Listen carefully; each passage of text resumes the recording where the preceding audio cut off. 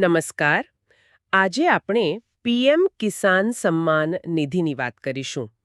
એટલે કે પેલો જે 20મો હપ્તો આવવાનો છે એની. હા, બરાબર. અમને એક યુટ્યુબ વિડીયોની ટ્રાન્સક્રિપ્ટ મળી છે જેમાં આ હપ્તાની તારીખ અને આમ રકમ વિશે થોડી ચર્ચા છે. અચ્છા. તો મુખ્ય સવાલ એ જ છે જે બધા પૂછી રહ્યા છે.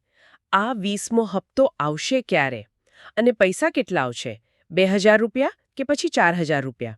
હા, આ સવાલ તો ઘણા ખેડૂતોના મનમાં છે. બરાબર. તો આજે આપણે જે સ્ત્રોત છે એના આધારે આ વાત ક્લિયર કરવાની કોશિશ કરીશું. ચાલો જોઈએ આમાં શું માહિતી છે. જો સૌથી પહેલા તો એ વાત નોંધવા જેવી છે કે પીએમ કિસાનનું જે સત્તાવાર ટ્વિટર હેન્ડલ છે, હવે તો એક્સ કહેવાય છે, ત્યાં છેલ્લી પોસ્ટ 15 જૂનને હતી. હા. પણ એમાં 20મા હપ્તાની તારીખ વિશે મતલબ કંઈ જ ઉલ્લેખ નથી. કંઈ નહીં. અને એમની જે વેબસાઇટ છે pmkisan.gov.in ત્યાં પણ તમે જુઓ તો 19મા હપ્તાની વિગતો દેખાય છે, પણ 20મા હપ્તાનું કોઈ નવું અપડેટ નથી. બરાબર. એટલે ઓફિશિયલી કંઈ જાહેરાત નથી હજુ. બિલકુલ નહીં. પણ હા, એક વસ્તુ થઈ હતી. 1 મે થી 31 મે દરમિયાન પેલી સેચ્યુરેશન ડ્રાઈવ ચાલી હતી. હા, એ ખબર છે. જેમાં પેલું ઈ-કેવાયસી, લેન્ડ સીડિંગ અને આધાર લિંકિંગ જે બાકી હોય એ પૂરું કરાવવાનું હતું. હા, આ ડ્રાઈવ સામાન્ય રીતે હફતો આવતા પહેલા જ થતી હોય છે, તૈયારીના ભાગરૂપે. એ જ. એટલે એના પરથી થોડી આશા બંધાયેલી, પણ પછી પેલી વાત ઓડી હતી કે 20 જૂને હફતો આવી જશે, પ્રધાનમંત્રીની બિહાર મુલાકાત હતી એટલે. હા, એવી અફવાઓ તો ચાલતી જ રહે છે. પણ એનું કોઈ સત્તાવાર સમર્થન આવ્યું નહીં, એટલે એ વાત તો ગઈ. જો આ સત્તાવાર જાહેરાત ન હોય ને, એ જ મોટી સમસ્યા છે. એનાથી ખોટી માહિતી ને અફવાઓ ફેલાય. સાચી વાત છે. એટલે હંમેશા સરકારી વેબસાઇટ કે સત્તાવાર હેન્ડલ જ ચેક કરવું જોઈએ. અને પેલી સેચ્યુરેશન ડ્રાઈવની વાત કરી તમે, એ પૂરી થઈ એ આમ તો સારો સંકેત છે. હા. એ બતાવે કે ભાઈ લાભાર્થીઓની વિગતો અપડેટ થઈ રહી છે અને સિસ્ટમ કદાચ તૈયાર થઈ રહી છે હફતો આપવા. પણ એનાથી તારીખ પાક્કી ન થાય, ખબર છે. બરાબર. એનાથી તારીખની ગેરંટી નહીં. ના, અહીંયા પેલી system public financial management system એટલે કે પીએફએમએસ, એનું સ્ટેટસ કદાચ થોડું કામ લાગી શકે. પીએફએમએસ એ શું છે? એક સરકારી ઓનલાઈન સિસ્ટમ છે જે આ બધી યોજનાઓના પૈસા ક્યાંથી ક્યાં જાય છે, ક્યારે મંજૂર થયા, ક્યારે ચૂકવાયા, એ બધો હિસાબ રાખે છે. ઓહ, અચ્છા. તો આપણા સ્રોત મુજબ આ પીએફએમએસ સ્ટેટસમાં કંઈક દેખાયું છે. શું છે એમાં?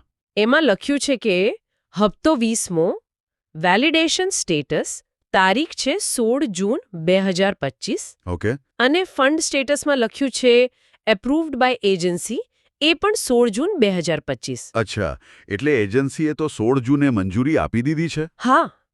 અને રકમ પણ લખી છે 2000 રૂપિયા. બેંક રિસીવ્ડ ડેટ પણ 16 જૂન 2025. બરાબર. પણ ક્રેડિટ સ્ટેટસ છે ને, એમાં પેન્ડિંગ લખ્યું છે. પેન્ડિંગ? તો મને એ સવાલ થાય કે જો 16 જૂને જ અંદરખાને મંજૂરી મળી ગઈ હતી, તો પછી ઓફિશિયલ જાહેરાતમાં આટલી વાર કેમ? આ નોર્મલ છે? હા, સારો સવાલ છે.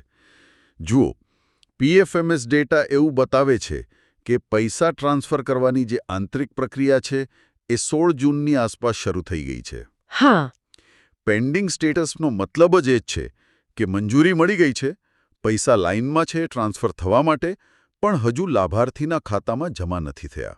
અચ્છા. ઘણીવાર કેવું હોય, આંતરિક નાણાકીય મંજૂરી અને જાહેર જનતા માટેની જાહેરાત, એની વચ્ચે થોડો સમય જાય. કારણ કે આખા દેશમાં કરોડો લોકોને પૈસા મોકલવાના હોય. એમાં ઘણા સ્ટેપ હોય. એટલે સત્તાવાર જાહેરાત મોટાભાગે બધું પાક્કું થઈ જાય પછી જ કરે. એટલે આ મોડું થવું અસામાન્ય નથી. પણ હા, ખેડૂતોની રાહ જોવાની ઉત્સુકતા વધી જાય એ સ્વાભાવિક છે. બરાબર. હવે પેલી 4000 વાળી વાતનું શું? એમાં શું છે? હા, એ બહુ મહત્વનું છે. સ્ત્રોત પણ ક્લિયર કહે છે. નિયમિત હપ્તો તો 2000નો જ છે. એમાં કોઈ ફેરફાર નથી. ઓકે. પેલી 4000ની વાત એટલા માટે આવે છે કે માની લો કોઈ લાભાર્થીનો આગલો હપ્તો, ધારો કે 19મો, કોઈ કારણસર અટકી ગયો હતો. હા, કોઈ ડોક્યુમેન્ટ પ્રોબ્લેમ કે એવું કંઈક. બરાબર. અને હવે એમની એ સમસ્યા દૂર થઈ ગઈ છે, તો એમને પેલો બાકી રહેલો 19મો હપ્તો અને આ નવો 20મો હપ્તો બંને સાથે મળી શકે. અચ્છા, એટલે 2000 પ્લસ 2000 બરાબર 4000. હા. અથવા જો 2 હપ્તા બાકી હોય તો 6000 પણ મળે. પણ એ ફક્ત જેમના જૂના હપ્તા બાકી હતા એમના માટે જ છે.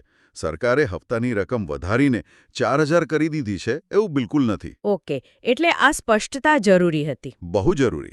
અહીંયા આમ રસપ્રદ વાત એ જ છે કે પીએફએમએસ જેવી આંતરિક સિસ્ટમમાં પ્રોસેસ ચાલુ થઈ જાય પણ બહાર આમ જાહેર જનતાને ખબર થોડા સમય પછી પડે. તો મતલબ કે આખી વાતનો સાર કાઢીએ તો 20મા હપ્તાની કોઈ પાક્કી ઓફિશિયલ તારીખ નથી. ના, હજુ નહીં. પણ આ પીએફએમએસ ડેટા એવું કહે છે કે 2,000 રૂપિયાની રકમ માટે પ્રોસેસ 16 જૂન 2025થી શરૂ થઈ ગઈ છે. હા, એવું લાગે છે. એટલે જૂન મહિનાના અંત સુધીમાં હફતો આવી જાય એવી શક્યતા ખરી. શક્યતા પૂરી છે. અને 4,000 વાળી વાત ફક્ત એમના માટે છે જેમના પાછલા પૈસા બાકી હતા. બિલકુલ. તો હવે આ બધાનો મતલબ શું? ખેડૂતો શું સમજે? એ જ કે રાહ જોવી પડશે પણ પૈસા મોકલવાની તૈયારી અંદર ખાને ચાલુ થઈ ગઈ છે. હા, બરાબર. એ જ ટૂંકમાં કહીએ તો તારીખ પાક્કી નથી પણ પીએફએમએસ મુજબ જૂનમાં પૈસા આવી શકે છે. રકમ 2,000 જ છે, સિવાય કે જૂનું બાકી હોય. અને સૌથી અગત્યનું, કોઈ પણ માહિતી માટે સત્તાવાર પીએમ કિસાન પોર્ટલ જ જોવો. બરાબર. અને આ ચર્ચામાંથી એક સવાલ પણ ઊભો થાય છે, ખબર છે? શું? કે આવી જે મોટી યોજનાઓ હોય છે એમાં આંતરિક જે પ્રક્રિયાઓ ચાલે છે અને જે જાહેર માહિતી બહાર આવે છે એની વચ્ચે જે સમયનો ગેપ રહે છે એ ઘટાડવા માટે કંઈક થઈ શકે જેથી લોકોને વધુ પારદર્શિતા અને સમયસર માહિતી મળે. હા, એ પણ વિચારવા જેવો મુદ્દો છે.